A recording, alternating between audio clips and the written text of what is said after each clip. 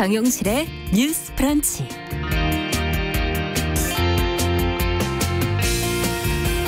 안녕하십니까, 정용실입니다. 길었던 사회적 거리두기가 끝나가고 이제 생활방역으로의 전환을 코앞에 두고 있습니다. 정확히 말씀드린다면 5월 6일부터가 되겠죠. 자, 그런데 황금 연휴를 맞은 지난 주말 아직 거리두기 기간인데도 전국의 주요 관광지들은 나들이 객으로 크게 북적였습니다. 마스크 착용이 또 줄어서 이 정은경 질병관리본부장이 걱정된다라고 말하기도 했지요. 자, 엄격한 거리두기의 막바지이긴 하지만은 너무 갑작스럽게 긴장의 끈을 놓아버린다면 우린 또 힘들었던 그 한 달 전, 그 2달 전의 상황으로 돌아가게 될 수도 있습니다. 자, 아파서 오래 누워있던 환자가 회복돼 간다고 갑자기 달리기를 한다면 몸에 무리가 가지요. 일단 천천히 걷기부터 시작을 해야 합니다. 우리가 일상으로 돌아가는 방식도 이래야 하지 않을까요? 자, 5월 4일 월요일 정용실의 뉴스 브런치 시작하겠습니다.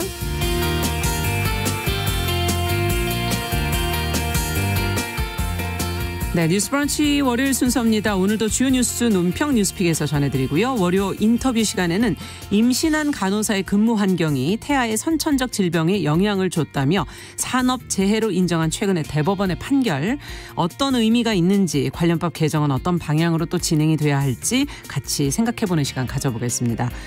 그리고 건강한 식탁에서는 올해도 가격이 폭락을 했다고 하죠. 우리 식생활에서 빼놓을 수 없는 양파를 주제로 어떻게 먹어야 할지 이야기 나눠보겠습니다. 오늘도 1시간 함께해 주시고 유튜브, 팟캐스트, 오디오 클립으로도 들으실 수 있습니다. 좋아요, 구독도 많이 눌러주십시오.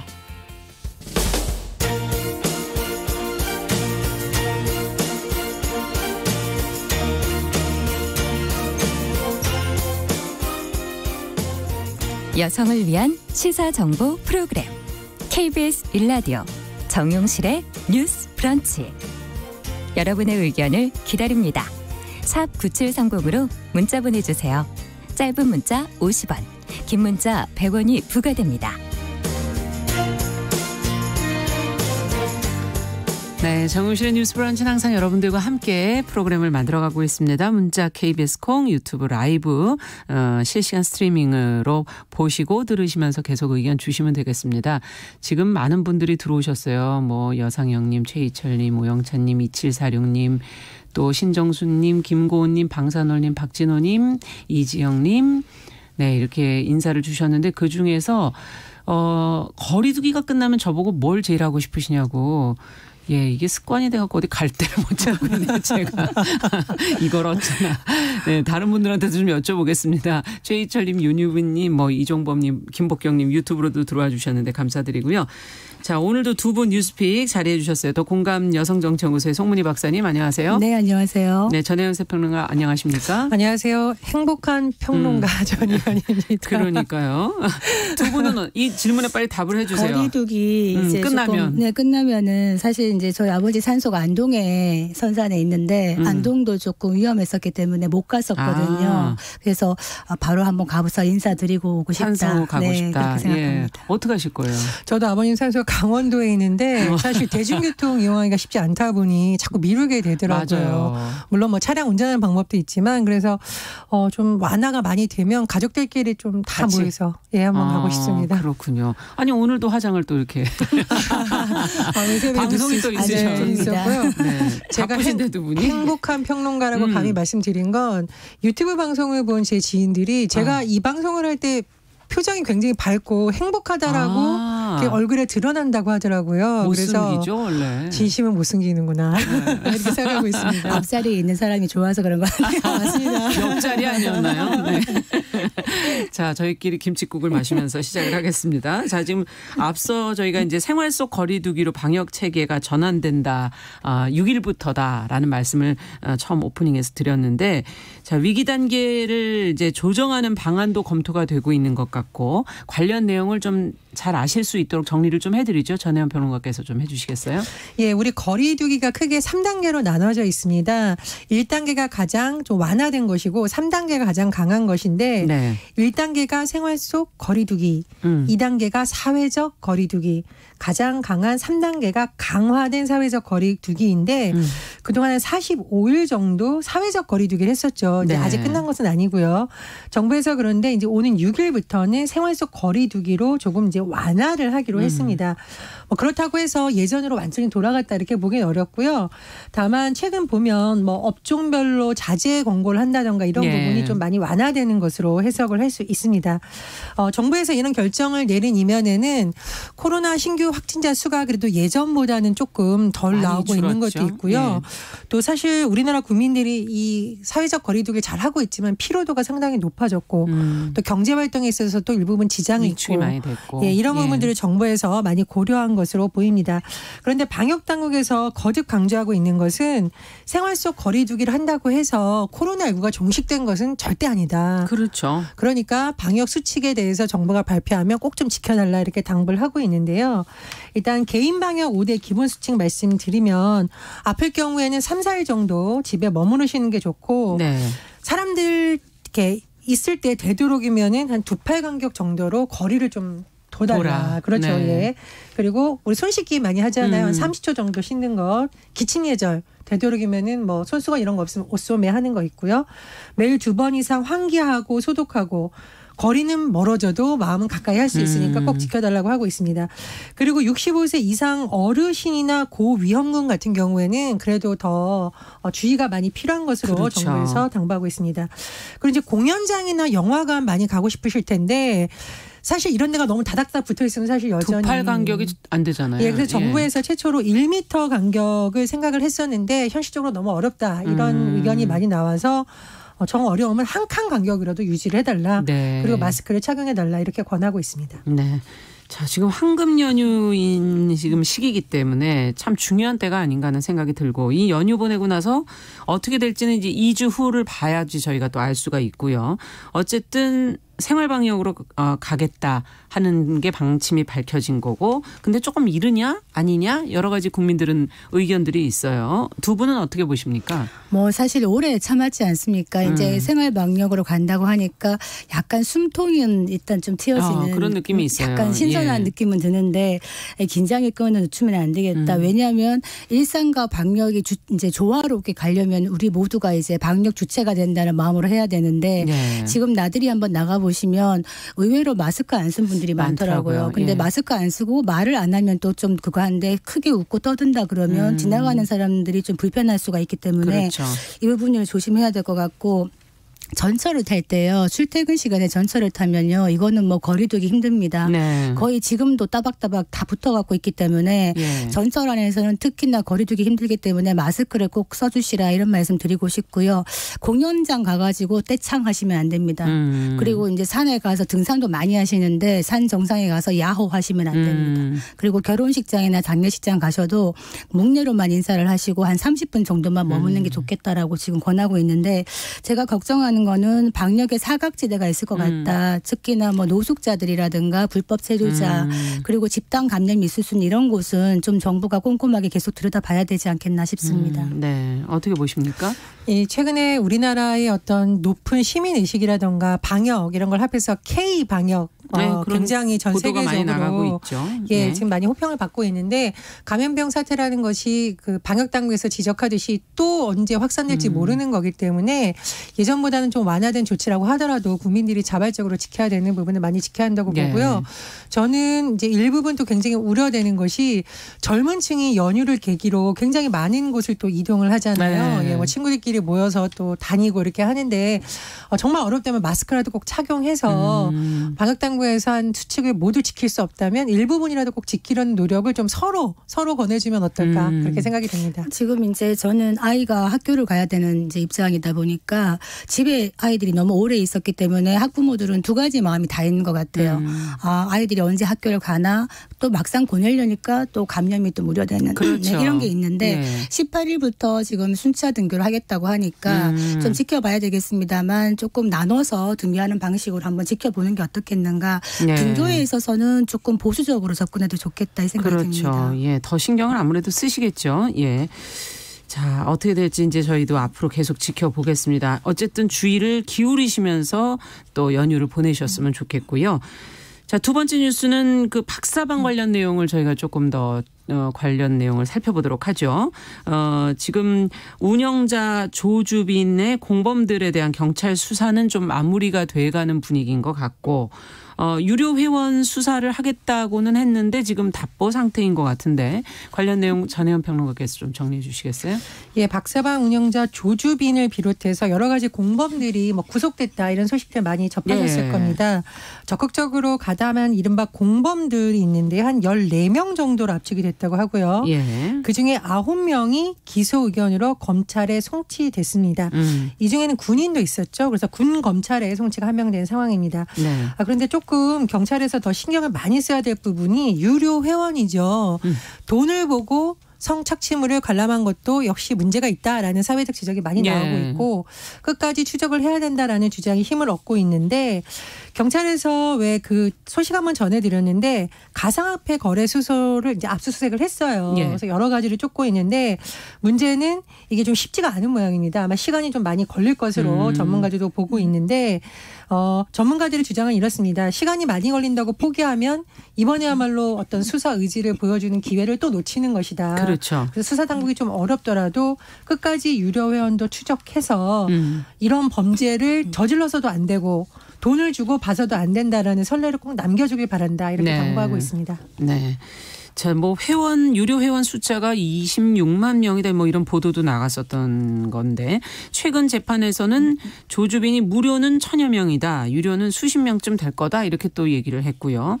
자, 어쨌든 이 회원의 숫자가 정말 어떻게 되는 것인지 무료든 유료든 끝까지 또 수사를 해야 되는 거 아닌가 어떻게 보시는지 두 분 의견을 좀 듣고 싶네요. 그 조주빈이 잡히고 나서 범죄는 시인을 하면서 지금 휴대전화 그 비밀번호를 얘기하고 있지 않기 때문에 지금 디지털 포렌식으로 잔금을 해제하려고 하고 있는데 그거를 열면은 아마 유료 무료 회원들의 정보가 더 많지 않을까 싶다 그래요. 그런데 문제는 지금 이제 수사에서는 수사 역량이나 인적 자원이 한계가 있기 때문에 좀 많이 힘들고 시간이 걸린다 이렇게 얘기를 합니다만 그렇습니다. 물론 그런데 유료 회원 전체가 특정되기까지 시간이 걸리겠지만 일단은 수사를 하겠다는 의지가 필요한 부분이라서 결국에는 이거는 수사의 의지에 달린 게 아닌가 이런 생각이 들고 유료 회원과 무료 회원이 물론 다르겠죠. 유료 회원은 돈까지 내고 좀 더 적극적으로 보겠다는 그 참여가 있었기 때문에 약간 더 재질이 무겁다고 할 수 있지만 무료 회원이라고 해서 재질이 가볍지는 않습니다.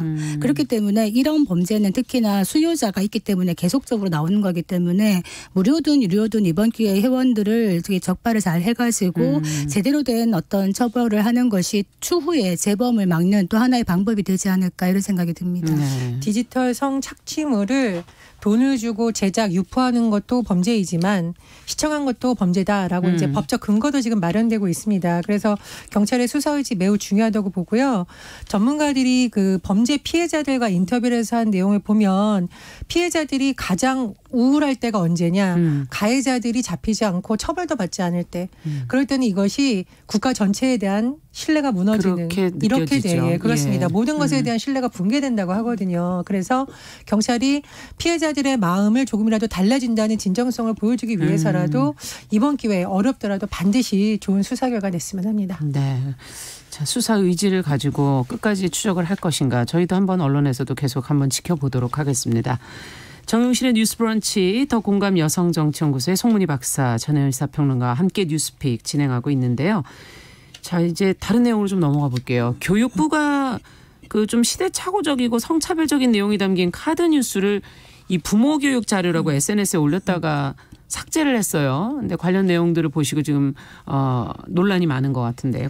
송 박사님께서 좀 정리를 해 주시겠어요? 뭐 어떤 내용이었습니까? 네, 교육부에서 아버지가 왜 공감 능력이 부족한가에 대해서 이제 교육을 하겠다고 카드 뉴스를 만들었는데 어떻게 했냐면 남자의 뇌를 가진 아빠는 공감이 뭐길래 꼭 배워야 하나요 해가지고 제목을 해서 아버지는 예전에 사냥을 나갔기 때문에 공감 능력이 좀 부족하고 엄마의 뇌는 여자의 뇌는 양육을 위해서 공감 능력이 더 발달해 있기 때문에 공감 능력이 부족한 아버지가 엄마에게 좀 배워야 된다. 이런 그게 식으로. 주제인가요? 네. 이것이 주제였다가 이제 많은 좀 논란을 일었죠. 지금이 어느 시대인데 지금 사냥하는 시대냐. 왜 이렇게 해가지고 카드 뉴스를 내렸습니다. 그래서 지금 교육부에서 얘기하는 이 카드 뉴스에 담긴 내용이 우리가 흔히 진화 심리학이라고 얘기하거든요. 진화 심리학 뭐냐 하면 남자와 여자는 하드웨어 자체가 다르게 장착되어 있다. 당연히 다르기 때문에 이거는 차별이나 차이에 대해서 약간의 그 성불평등에 대해서 정당성을 조금 부여하는 게 아니냐 이런 식의 비판을 받아오고 있는 진화 심리학적 어떤 견지인데 이 앞으로 교육부가 또 어떤 카드 뉴스를 만들어낼지 좀 걱정이 됩니다. 지금 성인지 감수성 교육 강화를 추진해야 한다는 게 교육부 입장이 아닌가 싶은데 이런 자료를 또 내놓은 걸 보면 참 좀 실망스럽다는 그런 반응들이 나오는 것 같고요. 부처 내부부터 지금 성인지 감수성을 높여야 된다. 뭐 이런 얘기도 지금 나오고 있거든요. 어떻게 보십니까? 다른 부서도 아닌 교육부에서 이런 자료가 나왔다니 참 어이가 없습니다. 미래 세대한테 시대에 맞는 양성평등이라든가 인권교육을 앞장서야 되는데 교육부가 이런 것을 했다니까 오히려 교육부부터 이런 교육을 좀 다시 받아야 된다 이런 생각이 들고요. 제가 이 교육의 중요성을 강조하는 이유는 제가 중고등학교 때 성교육을 받은 적이 있는데 지금도 오면 그 강사분이 어떻게 되는지 참 미스테리예요. 그 강사분이 오셔서 저희한테 어떤 교육을 시켜줬냐면은 남학생과 여학생이 있어서 무슨 사건이 일어나면 무조건 여학생들 잘못이다. 왜 짧은 치마를 입고 나가냐 이런 얘기를 했었었고 또 어떻게 가르쳤냐면은 남학생들의 손을 잡는 것은 괜찮지만 키스를 하는 것은 안 된다. 그러면은 그것을 용인한 여학생에게 문제가 있는 것이다라고 하는데 그 교육을 받았던 제 친구들이 아직도 모이면 이런 잘못된 교육을 우리 아이들에게만 하지 말자. 잘못된 선례로 얘기를 합니다. 그만큼 교육이 중요하다는 거죠. 근데 그것을 또 사실대로 받아들이는 학생들도 있을 수 있잖아요. 그렇죠. 그리고 그걸 다시 또 아이들에게 가르칠 수도 있는 거거든요. 그래서 교육부에서부터 교육을 좀 제대로 받아라. 이렇게 말씀드리고 있습니다. 교육부가 교육을 받아야 된다. 저는 좀 찬성하는 입장인 게 이게 이제 어제 오늘 일은 아닌 것 같아요. 2015년도에 교육부에서 성교육 교사용 학습 자료를 만든 적이 있었어요. 근데 거기에 어떤 내용이 있었냐면 남성의 성적 욕망은 때와 장소에 관계없이 충동적으로 나타난다. 그리고 데이트 성폭력은 여성이 데이트 비용을 제대로 내지 않기 때문에 발생할 수 있다. 이런 글이 올라와서 지금 그때 너무나 어이없어 하는 교사들이 이제 반발을 해서 이게 또 폐기가 된 적이 있었거든요. 근데 이제 얼마 되지 않은 일입니다만 저희 딸아이가 학교에서 이제 초등학교 때인가 중학교 때 농구를 하고 있는데 지나가는 교감 선생님이 보시다가 아니 여학생들이 또 농구를 하네?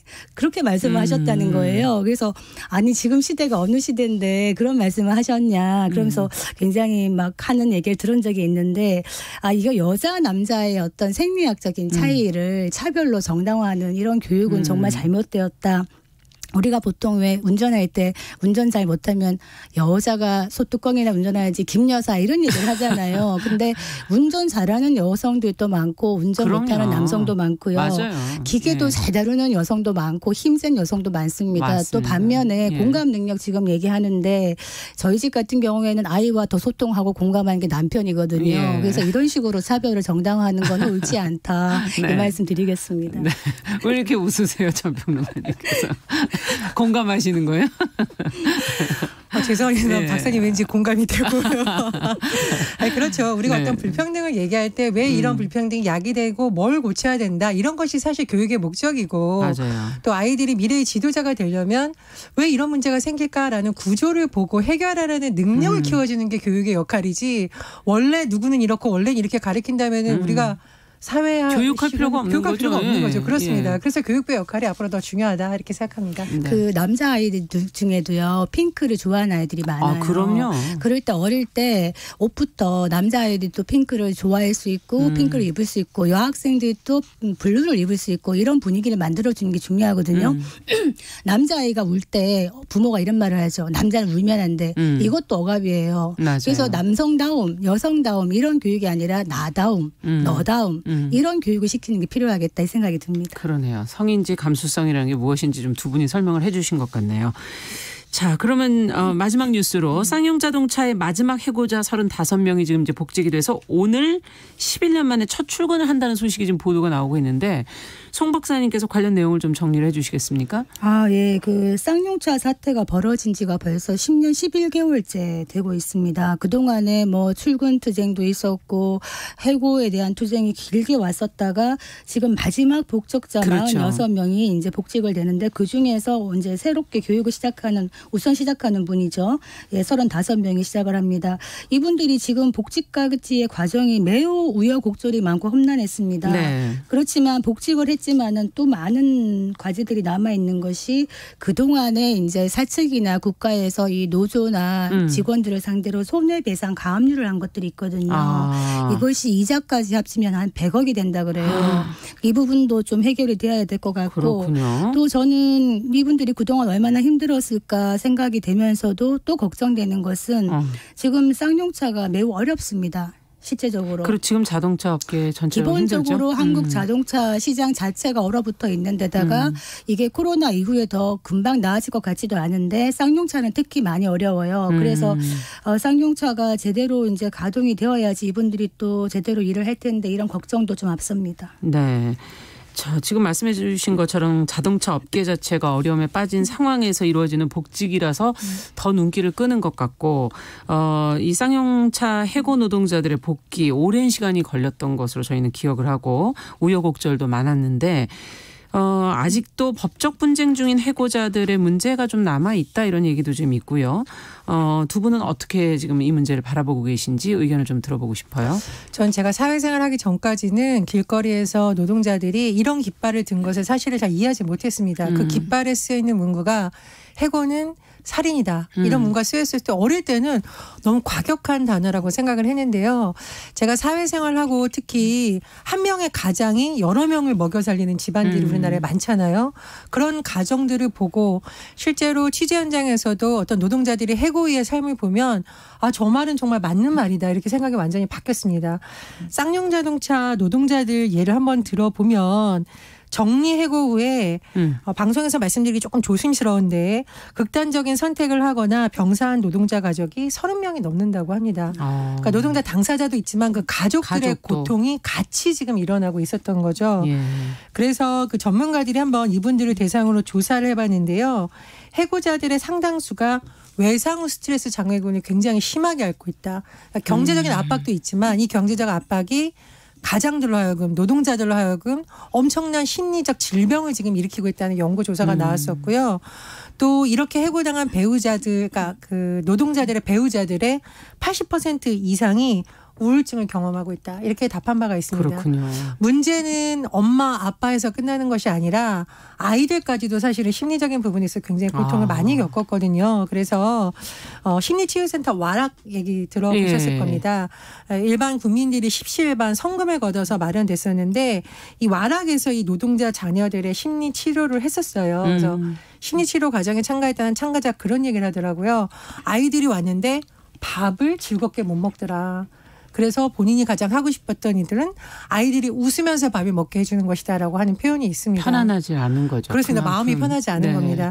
그래서 쌍용자동차 노동자 문제가 우리 사회에 있어서 해고라는 것이 뭔지 그리고 경영상의 이유로 너무 손쉬운 방법으로 해고를 택하는 것은 아닌지 사회 전체가 성찰하는 그런 좀 계기가 됐으면 합니다. 그러니까 모든 어떤 업종에서 직장에서 어느 날 갑자기 해고를 당했을 때는 사실 가장의 입장에서는 삶의 벼랑 끝으로 몰리는 듯한 느낌이 들 겁니다. 쌍용차 같은 경우에도 지금 이 쌍용차의 생계를 의존하는 한 20만 명 정도 된다고 해요. 그럼 이분들의 생계가 달려 있는데 제가 걱정하는 거는 지금 한계 상태에 도달해 있는 자동차 시장이 매우 어렵기 때문에 이것이 쌍용차뿐만이 아니라 다른 업계도 아마 이렇지 않을까. 앞으로 해고에서 자유롭지 않을 수 있다. 그렇다면 지금 자동차 협회에서는 많이 힘드니까 한 32조 원 정도를 유동성을 좀 확보해달라 정부에다 얘기를 하고 있는데 정부 입장에서는 사실 지금 한국의 자동차 산업의 체질을 바꾸지 않는다면 계속적인 현금성 지원은 밑빠진 독에 물 붓기 이런 또 판단을 하고 있습니다. 쌍용차 같은 경우에도 많이 힘든 것이 예전에 중국 업계가 와서 약간 먹튀 논란도 있었거든요. 네, 그러면서 대규모 해고가 있었고 그러다가 이번에는 인도 마힌드라 그룹이 넘어갔는데 지금 마힌드라 그룹도 자체적으로도 힘들고 또 쌍용차의 어떤 그 개선 가능성에 대해서 약간 회의를 갖고 있는 것 같기 때문에 신규 투자 같은 거 안 하고 있어요. 그래서 앞으로 쌍용차가 어떻게 전개가 될지 좀 걱정스럽게 지켜보게 됩니다. 네, 알겠습니다. 자, 오늘 뉴스픽은 여기까지 얘기 듣도록 하겠습니다. 전혜연 평론가, 더 공감 여성정치연구소 송문희 박사 두 분이 수고해 주셨습니다. 감사합니다. 감사합니다.